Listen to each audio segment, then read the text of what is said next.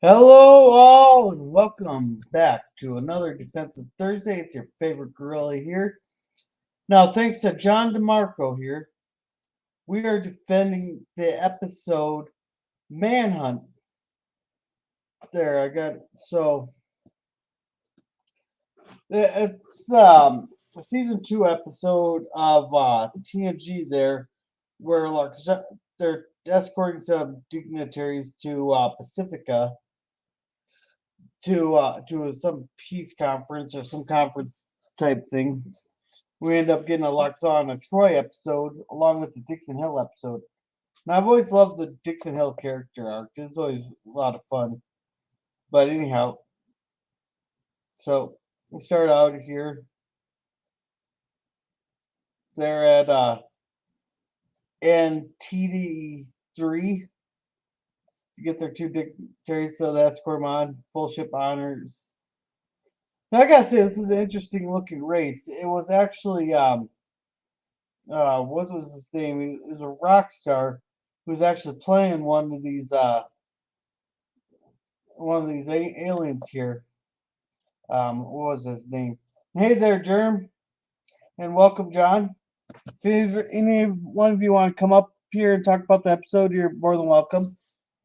What was his name? That I now I gotta Google it. Uh, Cameo. Let's see who. God, he's a rock star.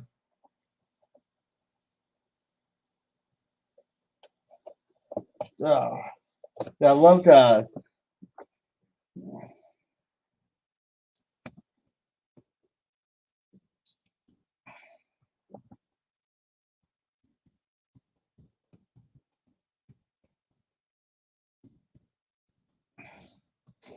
Oh, yeah, Mick Fleetwood. That's who it was. I was trying. I just couldn't. I couldn't remember his name. It's Mick Fleetwood, who appears as one of these aliens here. It's kind of cool. Cool. You get these famous people can get up on the shows like that. So then, yeah, they're all in a comatose state. It's This is an interesting part here. They keep them in a coma until they're about ready to arrive at the planet Pacifica because the idea of space travel frightens them that much. That's actually a very interesting idea they could play by. So then here's Dr. Plasky. Then here they show them the food. Now I gotta say, now let me get a good vision. Let's see, play. That's their food. Maybe if I mute it.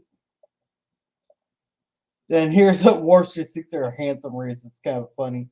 That's one of my favorite lines in this is how he thinks they're handsome people. Yeah. Oh, that doesn't show their food. That's them taking off. This is where we get Lwaxana Troi is arriving. Kind of blah blah blah. Pushes her away.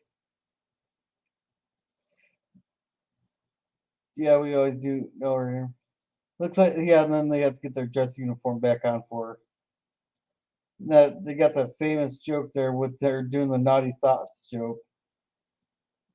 These are the voyages, blah blah blah.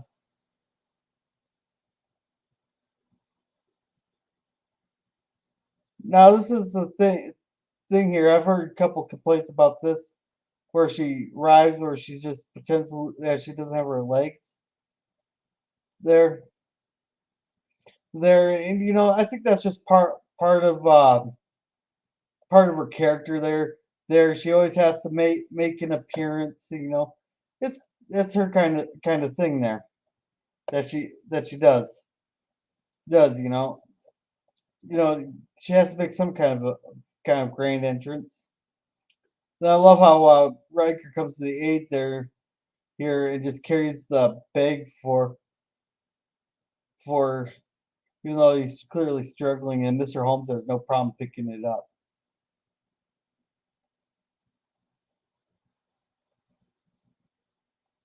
Yeah, her and Troy just sit there and talk.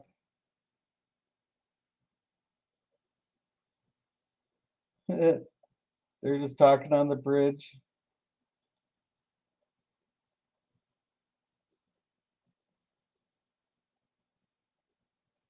They have to stay in the transporter room. Oh, yeah, she invited this made me laugh so hard.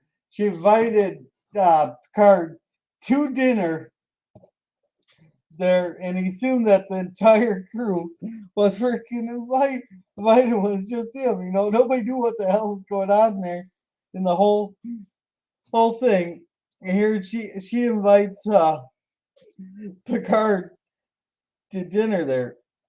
So nobody knows what's going on. He doesn't expect everybody to wear the dress uniforms. And here he has some bottle of blue liquid. I don't know what it is. I'm guessing it's like some maybe Bajorn's spring. Oh wait, the Bajorns are still under occupation, so they won't have spring wine yet.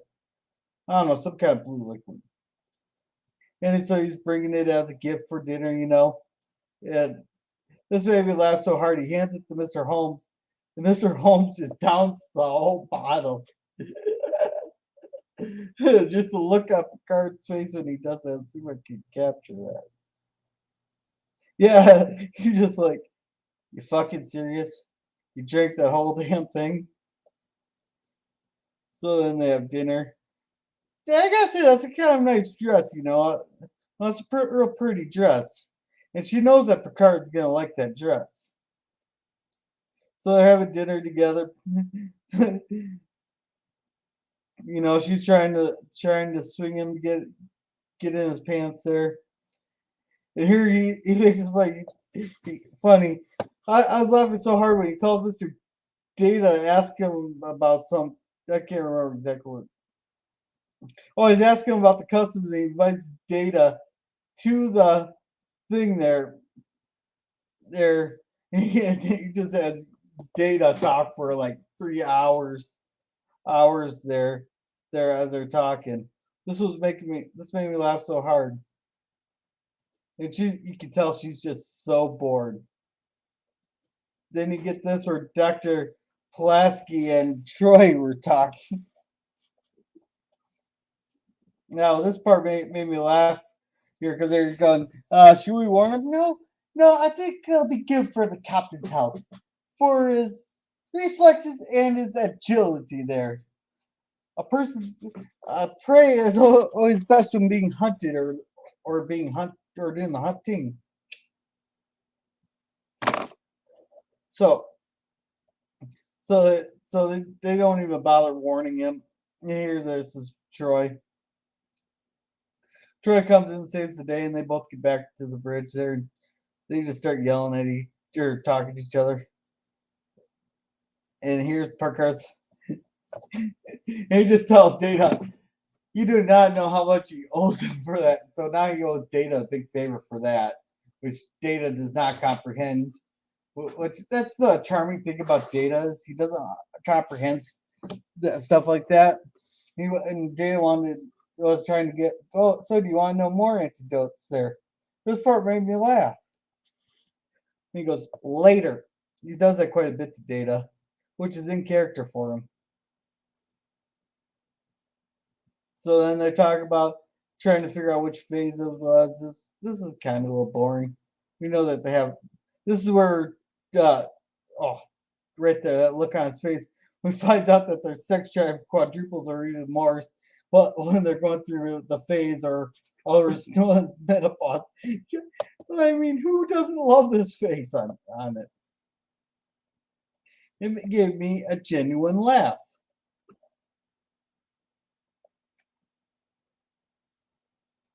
Man, this is so meme worthy right here. This face, I could totally make a bunch of memes out of this. I gotta figure out how to capture this picture later.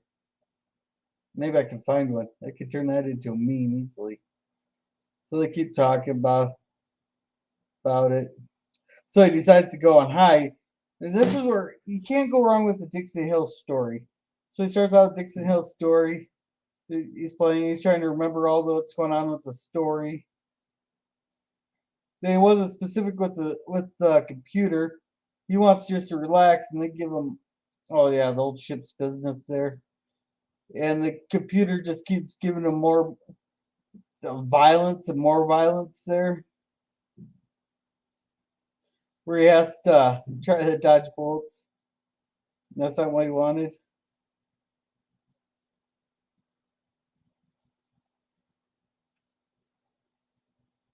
Right. Now you got this scene here. I'm gonna play a little bit of it. This is pretty funny. Is this how you felt when you first saw me?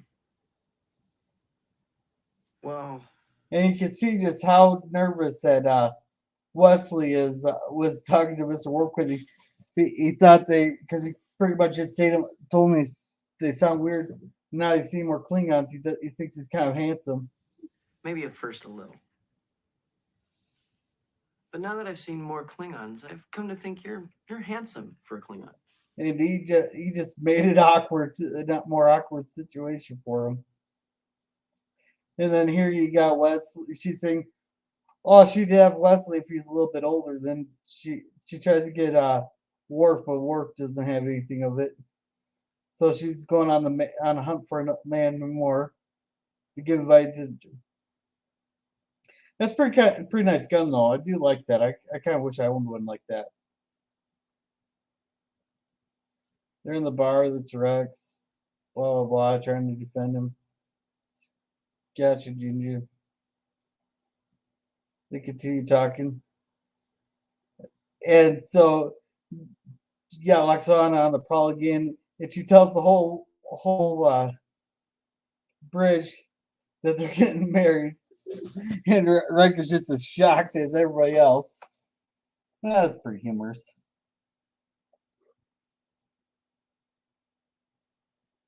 A lot of character building. Blah blah blah. So they go to the thing here, and that's when they come up with the names Nails and Carlos from South America. And then, now she finally figures out how to use the computer to find him.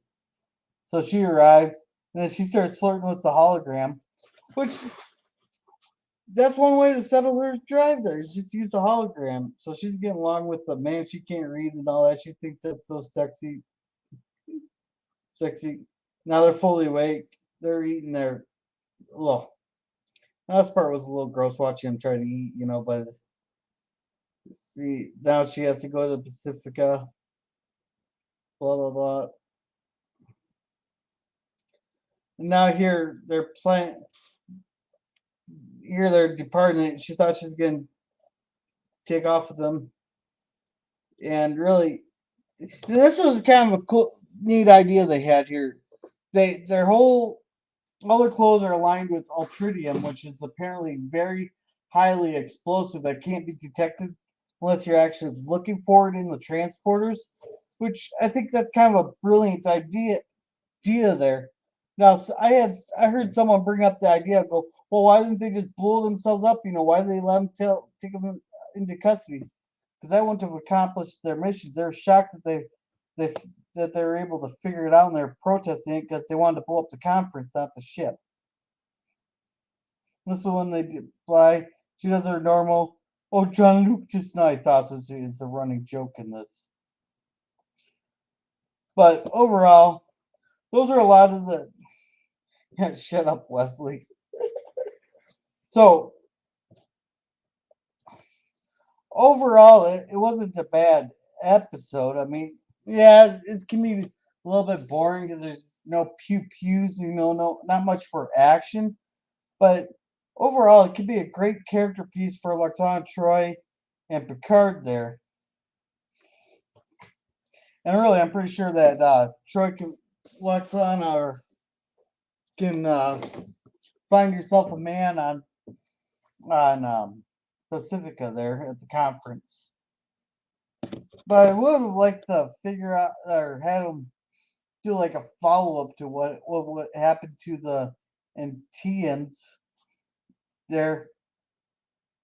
Which John, remind me, that could be a great trial thing where we put the Antedeans on trial for attempting a terroristic act on a conference on Pacifica there. That could be a great trial thing. I gotta remember to tell Tokyo about that. That there. But overall, that is what I got for a defense of for Manhunt. Now, next week there, I will be defending Elysium from Strange New Worlds. There, thanks to Tokyo Trekker.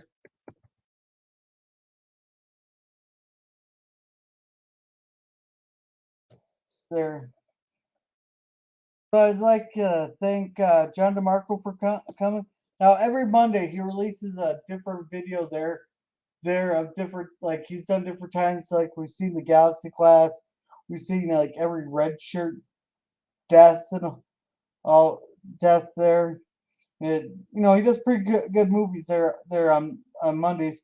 And also make sure to join us for Jet Nerdy on Saturday nights at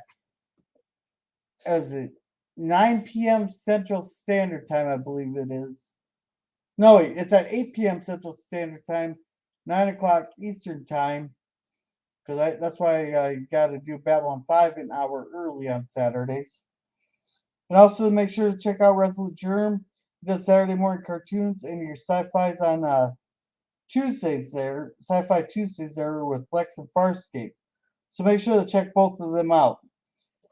Now on Saturday here, it looks like I gotta change the plans. I should be doing Babylon 5, but that's subject to change.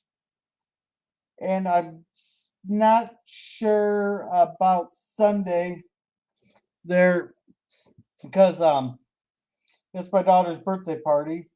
So I may not be doing Sunday night cinema this week. But I should be doing Babylon 5. I may do a stream tomorrow. I'm not sure yet. So with that, I'm gonna end it. And remember to be a gorilla.